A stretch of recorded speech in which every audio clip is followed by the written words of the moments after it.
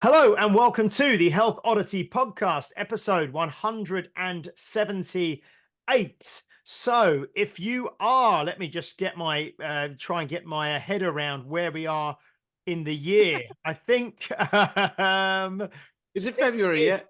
yeah. If you are listening on the day we release, you're listening right at the end of January. It's about the 20th Friday, the 26th of January, I think, today. So we're at the end of the first month of the year, and we're joined by a very special guest who I will introduce you to in a minute, all the way from Ohio in the USA. So they've freed up some time to speak to us today.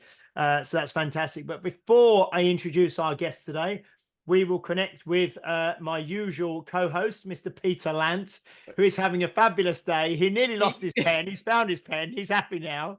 How are you I'm doing, having Pete? You're right. I'm having a domestic day, shall we say?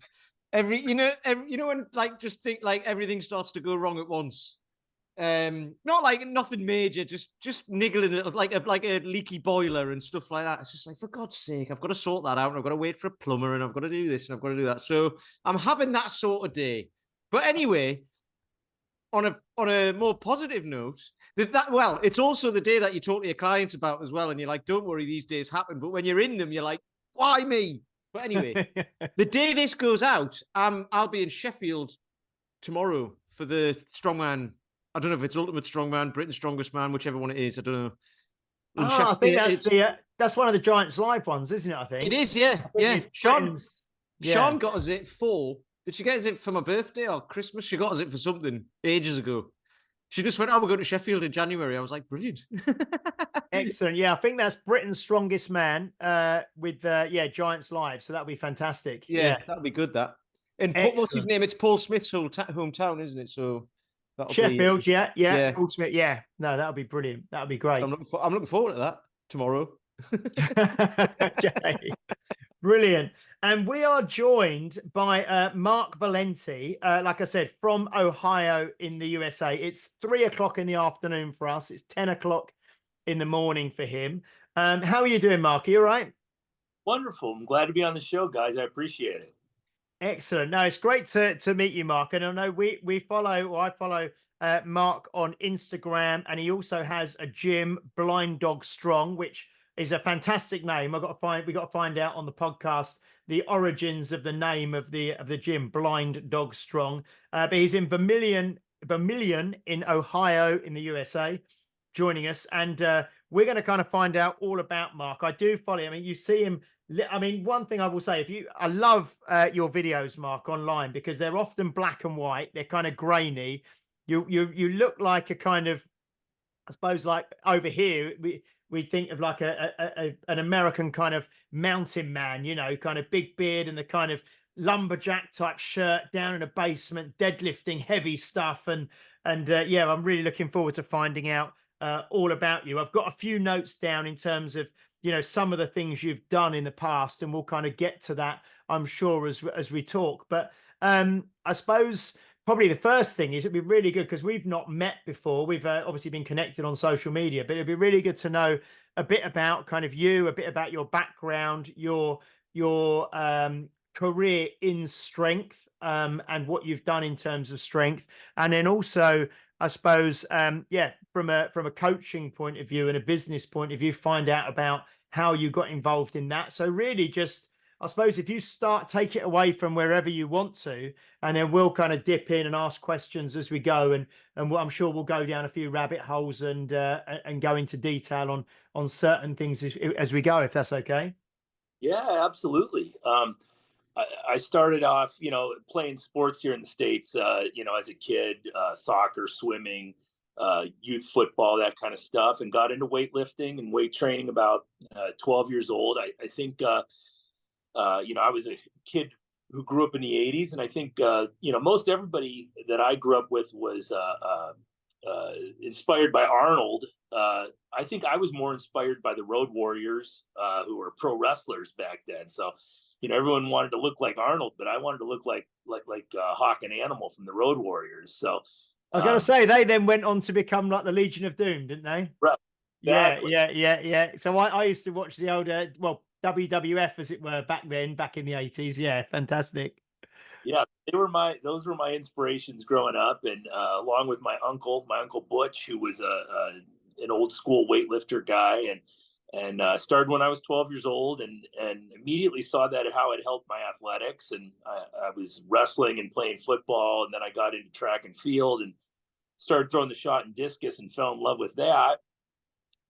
Went off to college and was going to be on the track team well, actually, right before I went off to college, I got into amateur Highland Games athletes, heavy events, and started competing in that, caber toss and weight throw and hammer throw. I went off to college to join the track and field team. They were kind of, not great with the scholarship money. So I said, well, I could go here to college and basically, compete for free, or I could turn pro in the Highland Games and actually make some money doing this stuff. So I did that and ended up having a nice long career. I threw professionally for 18 years, and that was the best job I ever had in my life. It was just getting to travel around North America mostly with your buddies every weekend, and they actually paid you for it. So I mean, I suppose because we've had Dan John on quite a few times before, and I know he's done some Highland Games in the past, and you mentioned discus as well, and hammer throwing and things, and he's obviously discus. But in terms of Highland Games, I mean, over here I presume the Highland Games originated in Scotland, in Scotland, in the Highlands. And is it a big thing in America, or is it very niche, or to actually be able to kind of get paid for it and to make money doing it? I mean, back then and now, is Highland Games something that's quite popular in the States, I suppose? Yeah, so in Scotland, it's almost all professional. I don't know if they have very much amateur athletics at all. In the States, when I first came up, there was an amateur class and a professional class, and now you have amateur ABCs and women's competitions. And but I think most people that I threw with, at least, will agree that I kind of came up in the golden age of Highland Games, where the professional class was the main show, the main draw. We made a lot of money doing it. I mean, it obviously wasn't like playing professional basketball or something, but able to pay my bills with it. And I competed every weekend or every other weekend from mid-April till Halloween every year. And you were just on the road continuously. Canada, United States. I know that a lot of the guys took trips over to Scotland. I never actually did do that, but it was a great sport, and I got to meet so many amazing people along the way, and guys like, I know you've had Magnus Magnuson on the show, and I got to meet him, and Peter Goodmanson from Iceland, and just some fantastic athletes. And it was a great way to spend my 20s and 30s, getting to travel the world. How much toll does that take on your body? Because and like, how does Highland Games compare to Strongman sort of thing? You see, because you don't do Strongman every weekend, do you? But if you're doing Highland Games every single weekend, I mean, obviously you can't be doing max effort every weekend, can you? So how did you manage that? Yeah, I actually got into Strongman after Highland Games, but it was it was I guess I tell people that I'm 5'11". At my biggest, I was 300 pounds, 310 pounds, but I was never the biggest or the strongest or the fastest guy, but I was very, very durable. And I think that's what saw me through all the years. I never had a major injury in the sport, which was unheard of. A lot of the guys I competed with had different surgeries, and because you are competing every weekend, and there is money on the line, so there's no off week. So you're constantly trying to throw far, just so you got the most money when you walked out the door. I was lucky enough to grow up 2 hours north of Westside Barbell, and got to go down and hang out at Westside Barbell and talk to Louie Simmons. And he really helped put together and helped me put together a program that kept me at my absolute strongest and kept me pretty much injury free going in. So that max effort, dynamic effort combination that is conjugate really worked well for me through Highland Games. And I was able to, still train heavy pretty much year round, even when I was in season. It's funny. Yeah, sorry, it's Pete. funny. No, it's a facetious comment, but it's. I was just going to say it's funny, isn't it, when you talk about injuries and that, and people are like, "Oh, I'm injured, I can't do that," and you go, "Right, okay, here's $1,000 or whatever." They go, "Oh, okay, it's gone now." The one injury I had was a horrible sprained ankle. I got from a practice, and I got it 3 or 4 days before the Wisconsin Highland Games, which was a 2-day event. It was a lot of money on the line, and it was towards the end of the season. And, there just wasn't any way I was going to be able to miss it. So I just, taped that ankle up as tight as I could and went out and competed. And it just wasn't a choice. You wanted the money, you had to go. So Yeah.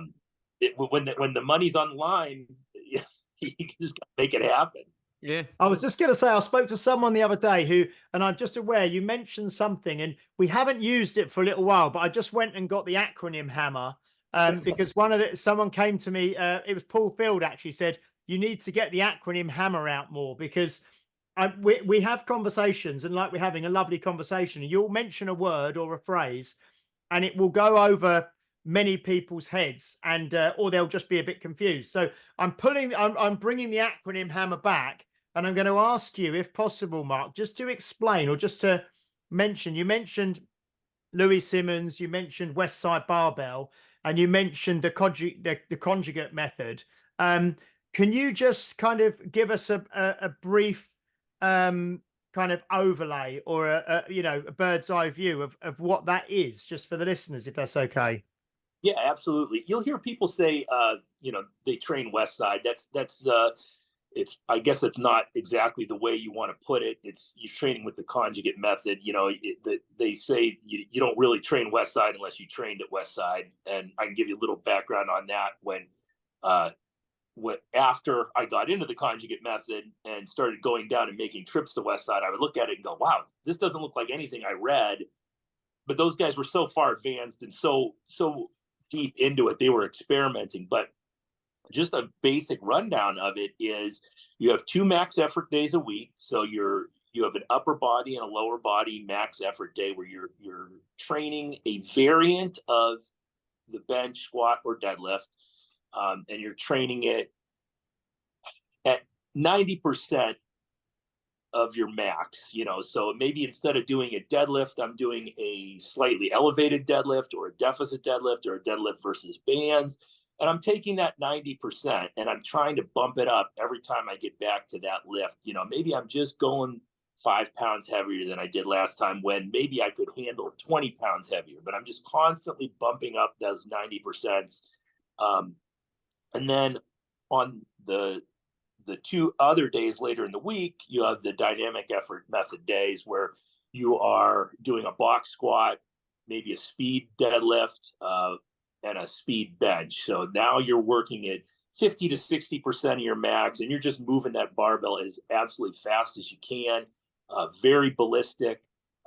It worked really well with my Highland Games because it's a very explosive event, and you're throwing the stone, you're throwing the weights, you're trying to be as fast as possible. So you had this very heavy max day where you're really straining hard, and then the 2 lighter, faster days where you're straining very hard as well, but you're straining in a different way to move the bar as quickly as possible. So it really worked well for throwing. And do you how did that did it affect your mobility at all? Because listening to Dan John talk about Highland Games, and I never really thought of this before, but you know how, like, obviously around different parts of the world, people have got different hip structures and all of this sort of stuff. So you've obviously got your Eastern Europeans who can get down into the deep squat. That's why they win all the Olympic like lifting and all that sort of stuff. But then Highland Games is all kind of from hinging, isn't it? Because you've got your Celtic hip. So, you know, your average Celt, and this isn't trying to offend your average Celt. This is actually an anthropological thing, isn't it? But the hips are more designed for power above parallel rather than power from below parallel. That's I remember Dan John talking about that. So did you train mobility as well, or did you just train like out and out pure brute strength? So yeah, that's a great observation. Highland Games is very heavily hinge dominated. It's a hinge sport. The caber's a hinge. The weight for height's a hinge. It's you're not into those deep squats. So I spent a lot of time box squatting, at about parallel, you know, give or take. So yeah, it's a great observation. Now, as far as mobility, I was lucky enough. Like I said, I was very durable, and I never paid attention to mobility training. I mean, hell, when I first started, foam rollers weren't even a thing, you know. So I never spent much time on mobility until later when I got into Strongfirst, actually, and then it became, you know, first and foremost in my training, just to make sure that I can continue to do this, you know, as long as I want to do it. But no, when I was competing, I just kind of relied on the fact that I was durable, and it just wasn't thought of as much as it is nowadays. I wish it would have been. I'd be in better health than I am now. So just another question, Mark, is you were obviously training, so you were going down to Westside, you were training there, you know, Louie Simmons and that sort of thing. You were competing in Highland Games. Did you ever get tempted to, or did you ever compete in powerlifting? Did you ever do like a powerlifting meet or you know, get into powerlifting more? Because obviously that's what Westside was kind of predominantly for, and what they were known for. I mean, did you compete in powerlifting at all? That's one sport I never really actually did in a competition setting. I didn't get to train at Westside. I got to go down and observe. So Louie loved athletes. He wanted people to kind of buy into his system that weren't powerlifters, because he believed it could work for all these other disciplines. So he it was always me and Kerry Overfelt, who was another Highland Games pro that would go down there, and he loved us. And he wanted to know how the system was working for us. So he would invite us down, and we would get to observe. But I never actually did the 3 lifts in powerlifting competitions, you know. So I thought about doing that. I kind of did a bunch of stuff when I got done with Highland Games, and that was one of the things I considered. But I just never really got the opportunity to do it. I never really trained for a full 3 event meet. Because I suppose really, because I know in strongman, we'll move into strongman, I suppose, as well. But with strongman, there's never, you know, obviously bench press in powerlifting, there's not really any need for a kind of a horizontal push in strongman, is it? It's overhead strength. So most of the strongmen, you know, like you say, we've had Magnus on, we've had Donna Moore, 3 times world's strongest woman, we've had Becca Roberts, who's the current world's strongest woman on, but they don't really ever need to train a bench press. It's all kind of overhead strength and more dynamic strength and more kind of functional strength, for the want of a better word. So yeah, so I suppose you never really needed to train that bench press strength, especially for Highland Games, is kind of not. Dave Whitley commented on that on a video I saw as well. He was talking about he got some help to he said to pass a certification, so I'm assuming, and we know which one that is, but he was he needed to so he's a performance strongman, obviously, isn't he, and all that, but he was struggling with the bench press. So he had to get he was 2 months away from the 6-month window to do it after the certification. So he had to get help to get up to the numbers. And this is Dave Whitley. It's like, really? Yeah. All numbers are no joke. They're I hadn't bench pressed in years when I took my SFL, and it wasn't a massive number. I think I needed to do maybe 245 or 250, but I was like, hey, I better get a bench out and actually play with this a little bit and do a little bit of training and make sure I can hit those numbers. I hadn't pressed in years. Yeah. So you were, I mean, Mark, how do you mind me asking how old you are at the moment? I'm 50. I turned 50 in October.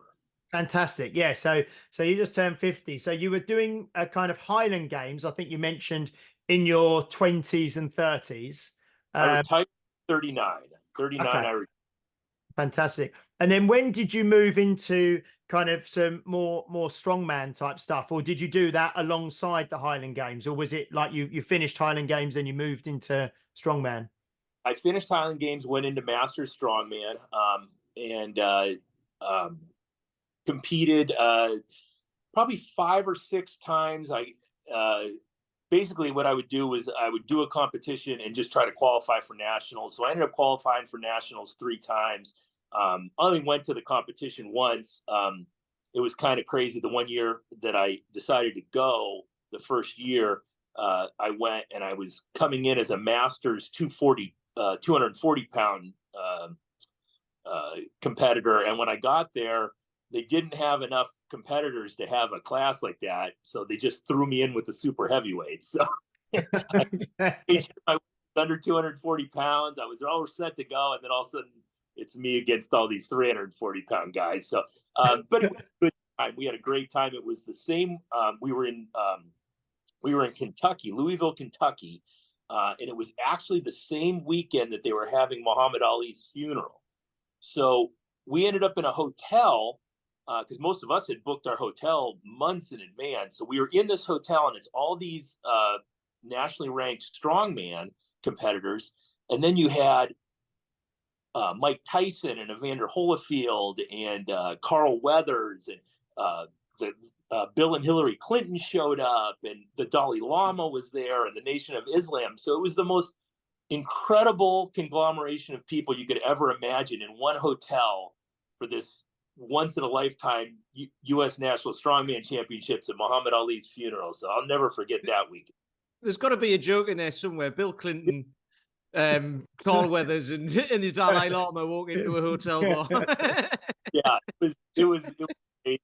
I'm sitting there at breakfast, and the Secret Service is going back and forth, tracing the route to take Bill and Hillary through. And Carl Weathers is literally sitting next to me, eating his breakfast. And this big Secret Service guy keeps walking by. He looked like Brock Lesnar. And after about the third time he walks by, he walks up to Carl Weathers and the other Secret Service agent standing there, and he says something to Carl Weathers, and they stand up and they do the hand clasp from Predator, and the other Secret takes a picture of it. And the Secret Service guy walks by me, and I kind of pulled him down, and I said, "You just lived the dream of every 12-year-old boy in America." Oh, that's great. So, so Mark, how did you find the transition from Highland Games to Strongman, or how did you enjoy, Strongman compared to Highland Games? What, were they very similar or very different, or obviously complementary, or was it a totally different skill set that you needed to kind of adopt for Strongman? How did that work? Yeah, it was, I had to, number one, change my training around a little bit, obviously, to get the events in. They complemented each other very well. I mean, I was a good athlete, so I transferred pretty easily. I didn't enjoy it as much. It just, the camaraderie's there, but it's different. The guys that I competed with on the circuit, I think it was more competitive because there was money on the line, and there was a lot of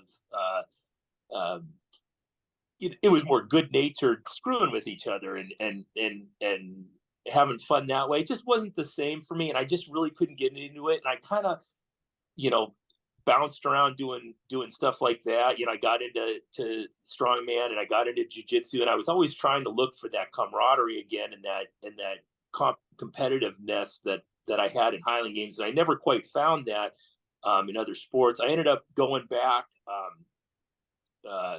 the same year I competed in Louisville for Strongman Nationals. I actually went over to Iceland and competed in the World Highland Games World Masters Highlands Games Championships over there. And that was great again. I got back into it. A lot of the guys that had retired before me I got to throw with again, guys I hadn't seen in years. Magnus Vermagnuson was my judge. I mean, it was just, I loved Iceland. I loved the competition. and that was really fun. And it was a nice swan song for me. And I did a couple Masters Highland Games meets after that, and a couple Masters Strongman's competitions after that. But I just never could get that competitive drive back that I used to have.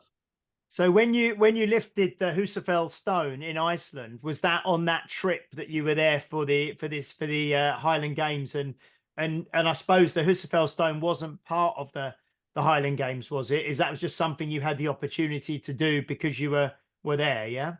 Yeah. So we went over. It was crazy. I had an injured hip, and I was training for the World Masters Highland Games Championship, and I got some deep tissue therapy done a few days before I left. Actually, no, it was a few weeks before I left, and I got the tissue done. Ended up getting a blood clot in my leg, and I went to a doctor here at the Cleveland Clinic, which is one of the best healthcare providers in the States. And he said, "Hey, look," he goes, "you know, you're going to do what you're going to do. I've never worked on anybody who lifts the kind of things you do. I think you're going to be fine. Go ahead and do it." So I fly over there. Was a little worried about that, you know, but we flew over. And right before we left, Matt Vincent, who he was a professional Highland Games guy, and then he got into his Hate brand gear, which is like a clothing line. He called me up and said, "Hey, you know, I want to do this video of lifting the Husafell when I'm in Iceland, but my knee's fucked up. I can't really do it. Would you want to come up and lift the stone?" I was like, "Absolutely, let's do this." So we fly in, we get there, we met up with Peter Goodmanson, who was a Icelandic shot putter. He kind of gave us directions on how to get to Husafell. We went up there, and what was funny was we found out that the Husafell Stone the day before wasn't in Husafell. They had actually gone up and gotten the Husafell and drove it down to Reykjavik, where I was staying, for Iceland's Strongest Man. So they were competing in Iceland's Strongest Man with the Husafell. They hear that I'm going to be making an attempt on the Husafell Stone. So these guys took the stone 4 hours back to Husafell and dropped it off. I mean, who am I? I'm just some goof from the States coming over to make this lift, and these Icelanders are so amazing that they drive this thing back up there just so I don't miss my attempt to do this. And I didn't tell them to do that. So they just heard that I was going to do it, and they drove it back up there. So after flying in, I think I had been awake for something like 28 hours with, you know, flying overseas and taking the flight and driving all the way up there. But we took an attempt. I was able to pick it up, carry it maybe, I don't know, 75, 100 feet before I dropped it. But there's a video you can find on YouTube. It's through Matt Vincent's channel of me doing it. I think it was called, I'm not sure. You can check his channel, but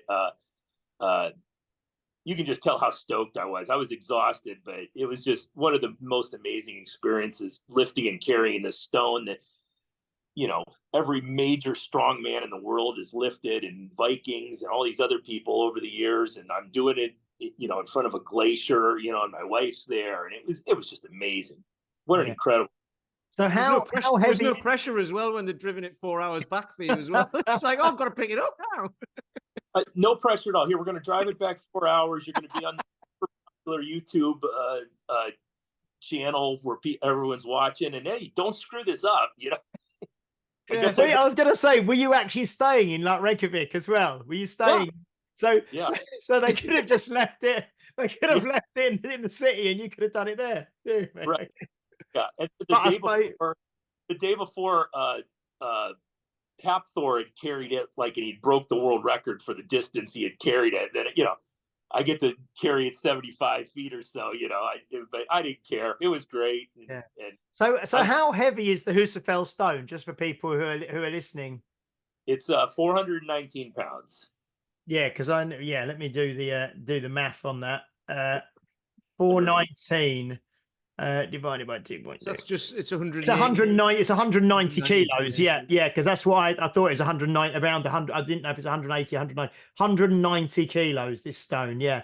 So fantastic. just to put that in context, when Dave Keown started, so have you heard of David Keown? He calls himself Indiana Stones now.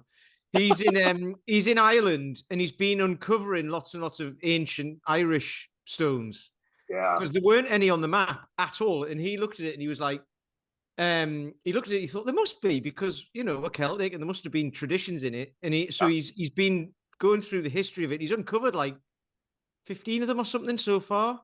And he's still finding them. But when he started lifting them, he started during lockdown in his back garden. I think he said he had a 90-kilo stone and he was struggling to pick it up in the very beginning. And now he's put on 20 kilos himself and stuff like that. So 190 kilos is up there, isn't it? Yeah, because we're going to have we're going to get Dave back on, actually, because he's now, like you say, he was on with it. He did an episode with us quite a while ago, but since then he's really gone all in on the stone lifting, and he's been on Irish kind of national TV and lots of national press, and so we'll have him back on. The ones he's finding in Ireland as well, because I think the Scottish ones, there's lots of like 120 kilos and stuff like that. All the ones in Ireland are like 170 plus. Pretty much all of them, I think. They're massive. Yeah, because I watched recently, Mark. There was they do like the Magnus Classic in Iceland every year now, and they did a live stream on YouTube. I think on the one, it was just before Christmas. I think it was early December or late November, and they do the Husafell carry around, like, and it's in Husafell, and it's around sort of like it's a goat. Yeah, so you have to walk around it, and then they track the distance that way, and they're walking around, and it's all kind of like turfed up mud and ice, and it's really rugged, So I mean, how did you find it? Because that's one of my things when we have Magnus on the podcast. I would love to get to go over there and watch this Magnus Classic. Maybe next year. I'm looking at it, because you literally get a dozen people watching, because it's so barren. It's like everyone's wearing like ski gear, and like woolly hats and the hoods, and it's freezing. But how did you find the experience of being in Iceland, and the kind of, like you say, the Icelandic people and the Icelandic culture, and just being over there? What was that experience like for you? So I'm a kid who grew up in the Caribbean a lot. We spent a lot of time bouncing around islands and spending time on the beach, and that's where I thrive when it's hot in the ocean. But it was the most amazing trip. When we landed, first of all, the scenery is something I couldn't even describe to people. I mean, it's just something you have to see. The landscape is like nothing I'd ever seen before. I have never met a group of people who are as pleasant and as friendly and as helpful as the Icelandic people. I known one person from Iceland before that, and that was Peter, who I always found amazing and wonderful. But the people that I met there were just so kind and just so helpful, and I loved every minute of being there. Like I said, we met Magnus over there. I met Annie Thor's daughter over there, and it was just an amazing experience. And Annie, I saw Annie going into a restaurant that I was going into, and I just followed her in. I'm not a big CrossFit guy, but I always appreciated what she did, and I just kind of tapped her on the shoulder and wanted to say hi, and she happened to be on the phone, and I didn't realize it. I kind of put up my hands like, "Hey, I'm sorry," and she's like, "No, let's take a picture." And I mean, it was just amazing, the people there, and it would be. I just recommend people go there any chance they get. It's one of my favorite places on the planet, and even though it's freezing. Okay, so I suppose we'll move into kind of talking about how you first found out about Strongfirst and how you got involved. Because I know you're Strongfirst Elite as well, which means you hold all of the Strongfirst certifications, and you've kind of passed them all, over the course of a weekend, or the kind of the recertification criteria to become Strongfirst Elite. So I suppose I want to talk about that, and then also talk about your gym, Blind Dog Strong, and you know, you yourself as a coach and moving from like an athlete into coaching and kind of, so there's quite a lot, I suppose, really we can talk about around this. And I mean, we may need to get you on for another episode anyway to kind of talk Yeah. about all this stuff. But yeah, kind of where did you first kind of get involved with Strong First? So I kind of mentioned that, you know, I was really looking for something when I got out of Highland Games. I had tried Strongman, I tried Masters Highland Games, I tried Jiu-Jitsu. Nothing really set with me, and I really couldn't get in anything. I used to do a podcast. It, you know, wasn't nearly what you guys do, but I used to do this little podcast, and I was, you know, blessed to have Pavel Masic on at one point. And I was so impressed with Pavel as an athlete, as a coach, as a human being. And just this blend of athlete and stoicism that he had. And we were talking, and you know, I said, you know, what does it take to you know to get your Strongfirst? And I did at the time, I didn't know that there were all these different certifications. I just thought it was the kettlebell one, and I said, you know, what would it take to do that? And you know, he said it would, you know, it takes some training. It's not easy, and he kind of encouraged me to do it. And you know, I said, you know, this guy is very inspiring, and I think I'm just going to do it, you know. And I got a hold of Pavel. I signed up for the certification. I got a hold of Pavel, and I said, you know, would you work with me a little bit on my kettlebell lifts? And he worked with me mostly in the snatch and the get up. I ended up going and taking the SFG1, and I know, like you guys know, that SFG1 it can be rough, and it's a rough, long weekend. But it's absolutely worth it. But I remember telling my wife when I finished the weekend, I said, I'll never do this again. This is crazy. And then I went home and immediately signed up for the SFL and the SFG2. So I went through SFL, went through SFG2. I had Dr. Mike Hartle for SFG1 and SFL. SFG2, I had Annalisa Naldi and Jeremy Layport.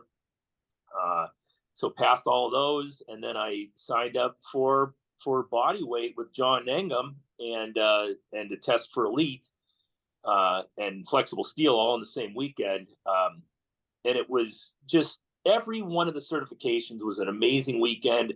I met people that spoke to me. They were, you know, you hear that they preached the quiet professional through Strongfirst, and that's what these people were. They were just all pros, and they were all, I always say, they're heavy hitters. They were all heavy hitters. There was nobody at these certifications that were coaching them where I was like, you know, this guy doesn't know what he's talking about. They were all amazing.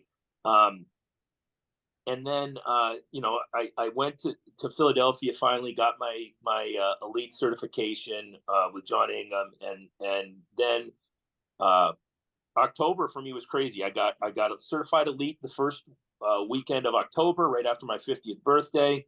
Then we went to Phoenix for programming Demystified. So I actually got to see Pavel Totsulin talk, and Fabio Zonin talk, and Hector Gutierrez. And what an amazing experience that was, because now I'm at this seminar, and everybody in there is Strongfirst Elite. They are senior instructors, they're masters instructors, and I'm looking around the room, and there's Doc Hartle, and there's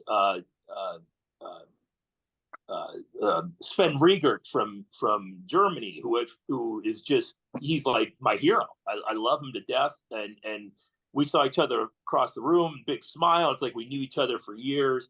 And Annalisa Naldi, who is just, what an amazing woman with the energy to spare. And you know, I got to meet. I'm blanking on her last name, but Angelique from yes, yeah. Who is fantastic, and I'm forgetting a ton of people, but it was just everyone there from Strongfirst. And when I was in that room with those people, I was like, you know, this is what I want to do. These are the people I want to hang around with. Here's the camaraderie that I had in Highland Games.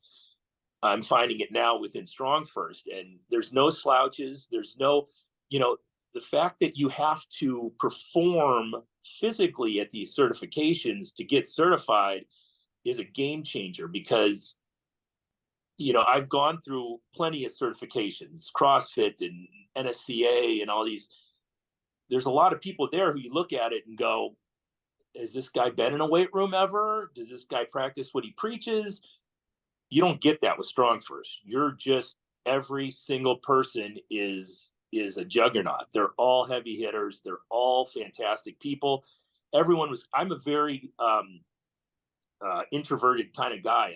I go into a room, I just kind of stay in the back, and I'm just always assuming that I don't want to be bothering people. They're in a conversation, I'm not going to bug them. And everyone was stopping and coming over to say hi to me. Hi, I'm so and so. Who are you? And just, it blew me away. And I tell people all the time about Strongfirst now, and how it's kind of given me a new lease on life as far as training and coaching. Immediately after programming Demystified, I flew out to San Diego on my own dime to work with Coach Hartle for an SFL, and I'm just, especially with the SFL, I'm so into that, and helping people with the barbell, and it's just been great all around. That's kind of a long-winded explanation of my.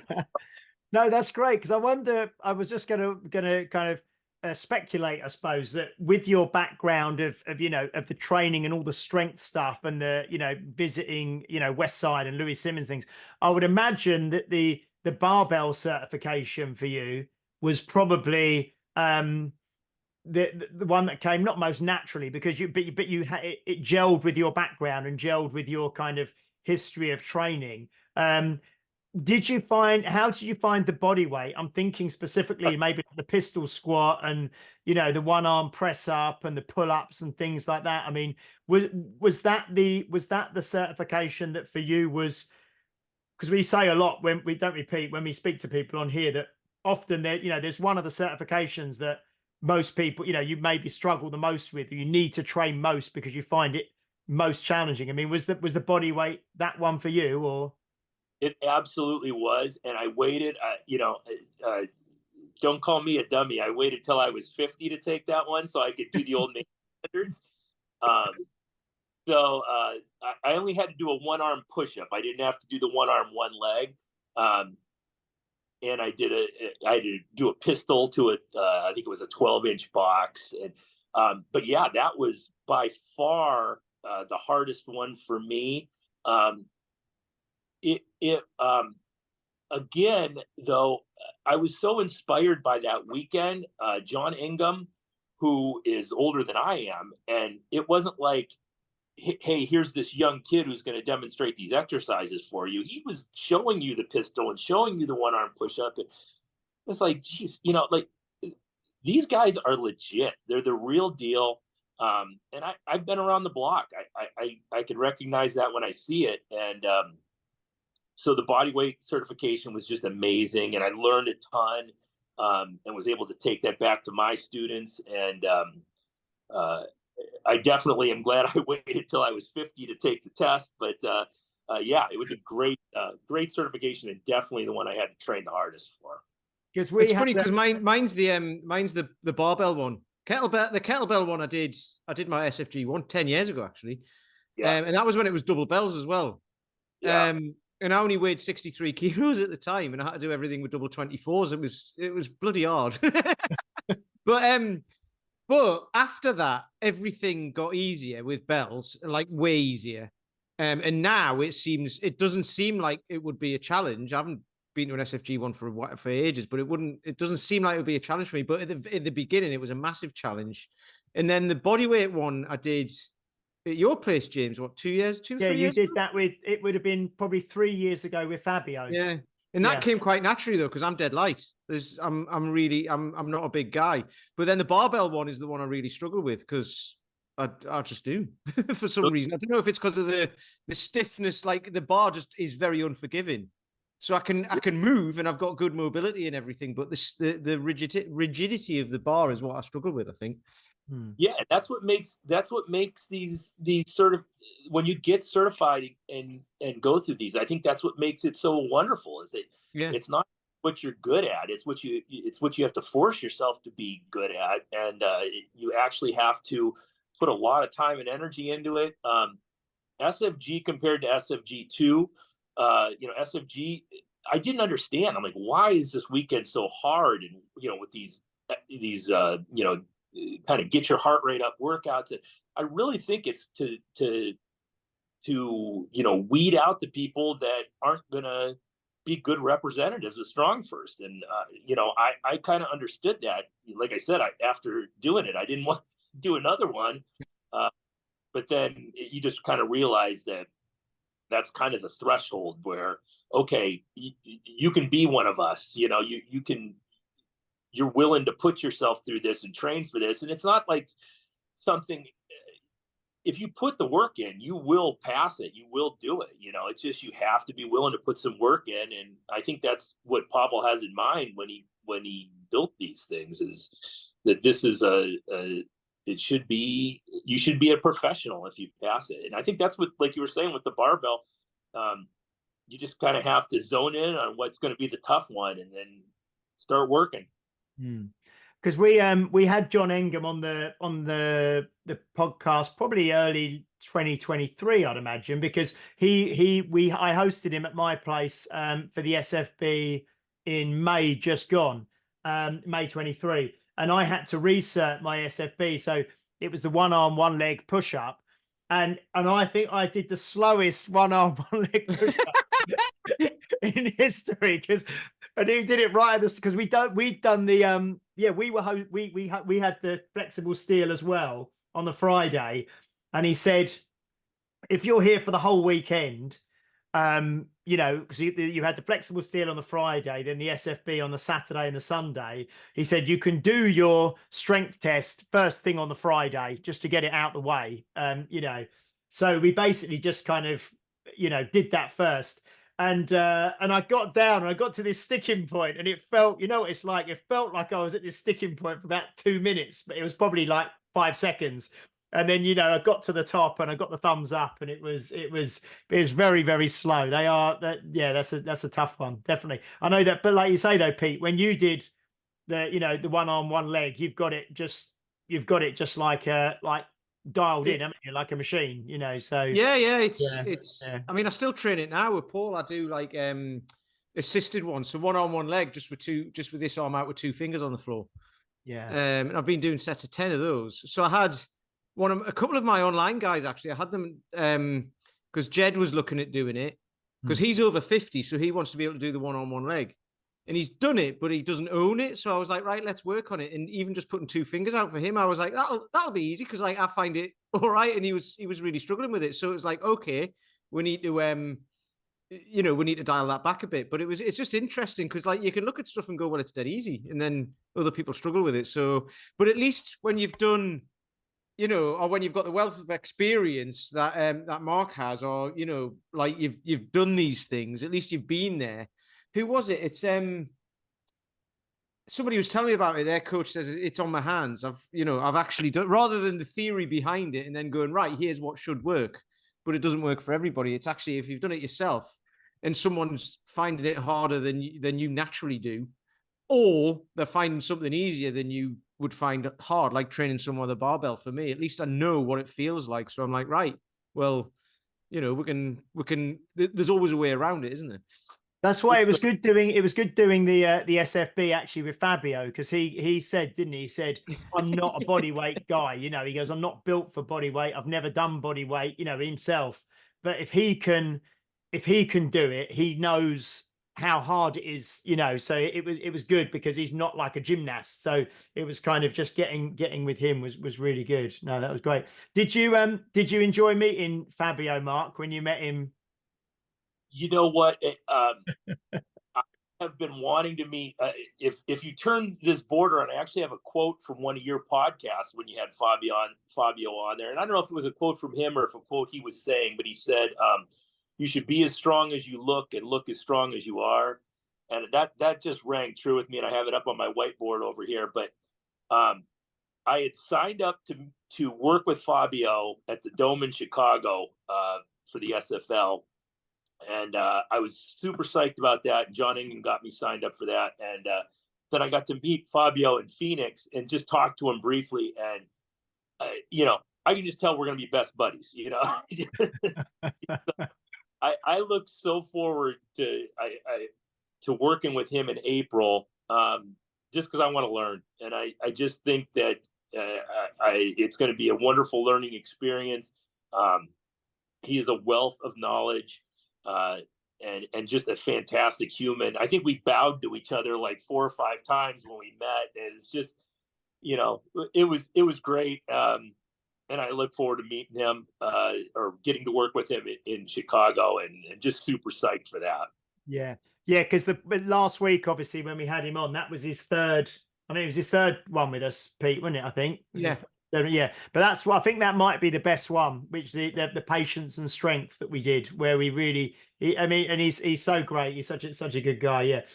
So in terms of coaching yourself, then, Mark, I mean, Blind Dog Strong, what's that about? You know, where did that name come from? And is that's a physical gym, I think, that you run, isn't it? So tell us a little bit about that. You mentioned, I think, that you've had the gym for 10 years, I think. Yeah, actually, it's 11 now that I think about it. I started training people kind of part-time in 1996. I was working another job. I was also competing in Highland Games, and it was a part-time gig. And when I retired from my other job and retired from Highland Games, we opened up the gym. And we've gone through several iterations, and I think we're really hitting our stride now. It's we're about 2,500 square feet. We have, it's all personal training. And it's myself, and then I have another guy who works with me. I work with all the adults who are training more for strength and longevity and wellness, and he works with the younger kids who are into speed and strength and athletics. Works out really well. It's a good family of people. I'm taking, you know, what I've learned in the past from guys like Louie Simmons and Judd Logan and these guys, and mixing it with what I've now learned from Strongfirst, and we're just getting really good results. And what's nice about it is, ever since like the pandemic, before the pandemic, we used to get, I need to lose 12 pounds for a wedding. So, you know, these people would sign up, and that really was kind of a boring goal to have, you know, this very short-term goal to fit into a certain size dress or whatever. And now what we're getting is, I want to be stronger. I want to be healthier. I want to be more resilient. You know, my immune system stinks. I want to get healthier. That's speaking my language. That really fires me up to help people. We have, I'm training people from their mid 30s all the way up into their 70s now. And that just really speaks to me. It really is inspirational for me to see these people who are taking an active role in their own health, and not looking to doctors and pharmacists to help them as much as they're looking to the barbell and things like proper sleep and proper nutrition and hydration and, you know, cold showers and sauna. And it's a whole new world out there nowadays. And I love every minute of it. I think that's amazing, because I think, you know, years ago, people used to say like, oh, like, you're joking, I'm training for the zombie apocalypse and all that, because they'll get the slow weak ones first and all that sort of stuff. And, you know, it was like a bit of a joke. Yeah, whatever. Everything's fine. We're all comfortable and the world's like as it is and all that. And then all of a sudden you have something like a global pandemic, and it makes everyone sit up and go, actually, this could happen.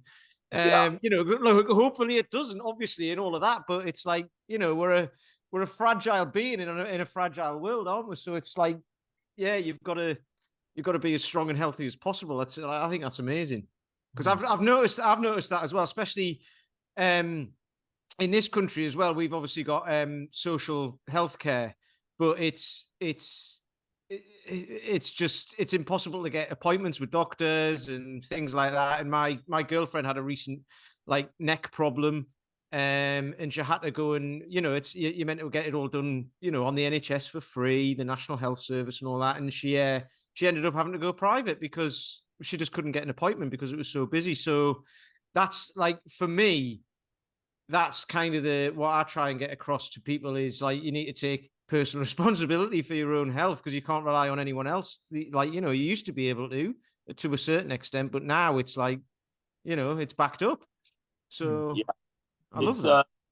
And the healthcare system here is private, but I can't talk about how great it is. It's you get good doctors and bad doctors, and you have major issues with our healthcare system, and it's all run by the pharmaceutical companies, and it's Dana White said it the best. Dana was talking a few weeks ago about his health turnaround, and said he's never going to go to a doctor again for his general health. If he needs a surgery or he breaks his arm, but otherwise, he's on. He knows he's on his own. And he's got to figure out ways to fix his own health, which he's gone through Gary Brecka, and they've fixed his health. But that's making its run of that quote's been making its run of the internet, and it's a nightmare. We got to see the bad side of healthcare all around, I think, during the pandemic. And like you just said, you got to kind of be responsible for yourself now, and you're starting to see home remedies and these ancient ways of dealing with people's health coming back, and I'm all for it. Yeah. And in terms of the name of Blind Dog Strong, where did that come from, Mark? Because that's so unique, and it's so it's so unique. Where did it come from? So I started out training people in my garage. So I used to have this little garage attached to my house, and I would have people come over, and I had this Australian cattle dog. They call them blue heelers here, who was blind as a bat. And she would come out every day when I would train people, and she would sit in the garage, and sometimes she was staring at the wall. She didn't even know what she was looking at, but she was completely blind.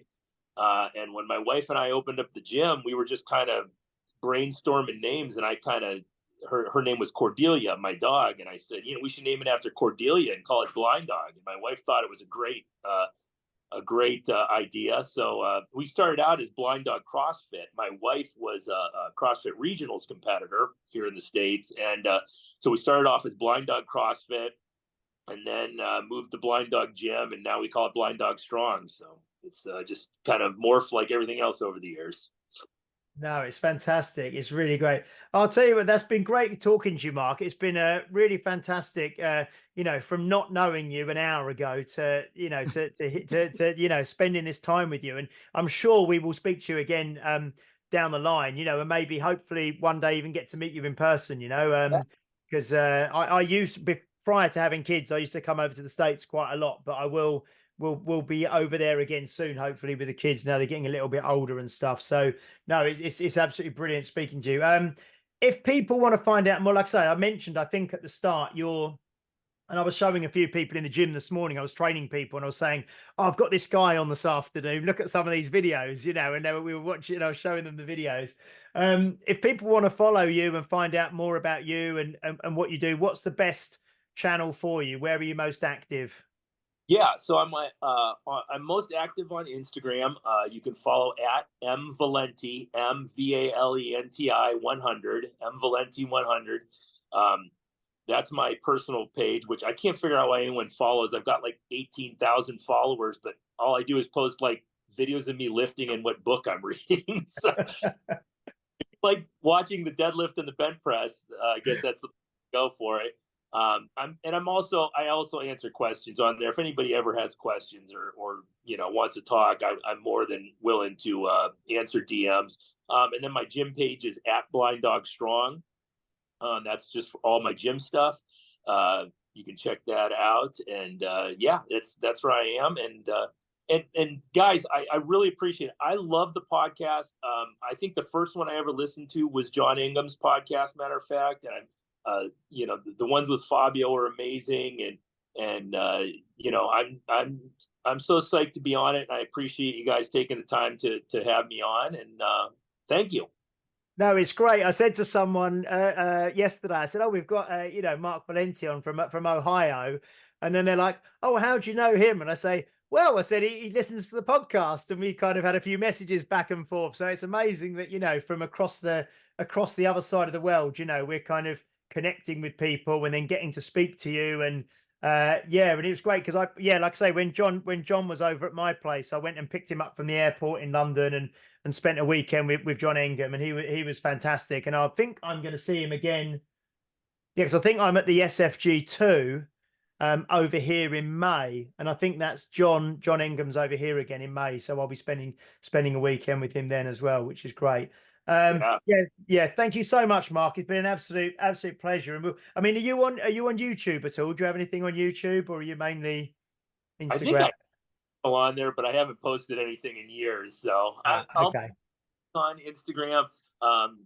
I've got a couple goals that I'll keep private for now, but I'm hoping for a pretty good deadlift here in the next couple of weeks. So look out for that. And just if you're into deadlifting, check that out. Brilliant, excellent. Thank you so much, Pete. As we wrap up, have you got anything you'd like to say?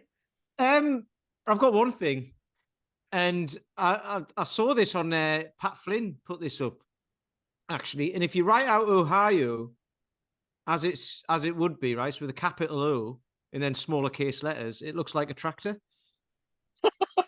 Okay. So there you go. I'm going to do it now. Ohio. Oh, it does a little bit, yeah. Okay. So there you go. Everyone who's listening to this now will be going, hang on. Oh, and you've even got the little dot above the eye is a like a puff of smoke or whatever. Yeah. Okay, good. Okay, brilliant. Okay. Yeah, thank you so much, Mark, for coming on. It's been an absolute pleasure to spend time with you. And thank you to all of you for listening, guys. Thank you so much. Paul McElroy is going to be on in a few weeks' time. We'll have him on, I think, sometime in February. Next week, we've got Ellie Crawley on. And the week after that, we've got Tartan Warrior. So Mac McLaren, who is a disabled strongman from Scotland. He will be on with us. So we've got lots of great guests coming up. Please do like, share, subscribe, leave a review if you're watching or listening on a platform that allows you to do so. Within the probably next episode, I'll outline something as well. We're trying to get actively trying to get more reviews, and we're going to kind of have a few little competitions where we'll be giving away some Health Oddity merchandise for people who quality merchandise for people who leave reviews. So we're going to kind of go with that as well. But please do go to YouTube. As always, we're trying to increase our subscribers on there. So we will be back next week for episode 179 with Ellie Crawley from Bristol. So we will see you then. Thank you very much, Mark. Thank you. Excellent. And thank you very much, Pete. Thank you. And he's just flipped his pen. That was good. He's got his pen back. He's happy. He's flipped his pen and he said thank you. We will see you next week for episode 179 with Ellie Crawley. Until then, bye-bye.